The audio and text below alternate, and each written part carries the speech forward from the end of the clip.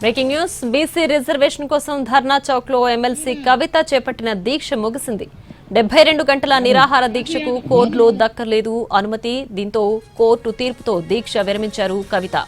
Court తీర్పును గౌరవిస్తూ దీక్ష విరమించినట్లు ప్రకటించారు. అయితే పోరాటం ఆగదని, అనేక రూపాల్లో పోరాటం చేస్తానని కవిత స్పష్టం చేశారు.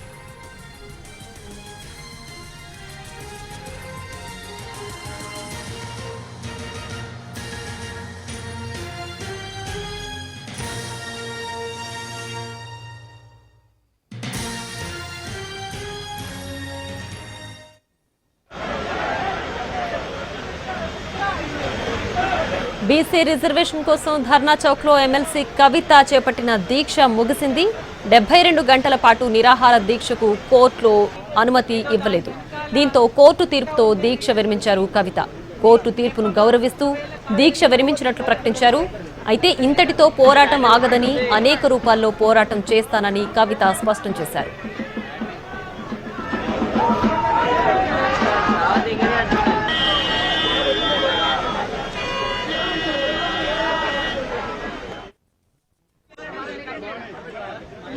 హైకోర్టు వారు మాకు నిరంతరాయంగా 72 గంటల దీక్ష ఇదివరకు ఎప్పుడు ఎవరికి కూడా మేము అలౌ చేయలేదు. ఈసారి మీకు కూడా పర్మిషన్ ఇవ్వకుండా అని చెప్పడం జరిగింది. అదేవిధంగా కోర్టు అయినా మాకు నెక్స్ట్ 3 రోజులు కావాలంటే మీరు ప్రతిరోజు 10 నుంచి 4 వరకు నెక్స్ట్ 3 రోజులు ప్రొటెస్ట్ తెలియజెప్పండి అని చెప్పడం కూడా జరిగింది. అట్లా రకరకాల ఆప్షన్స్ మా ముందు ప్రభుత్వము అదేవిధంగా ఆనరబుల్ హైకోర్టు కూడా ఇవ్వడం జరిగింది.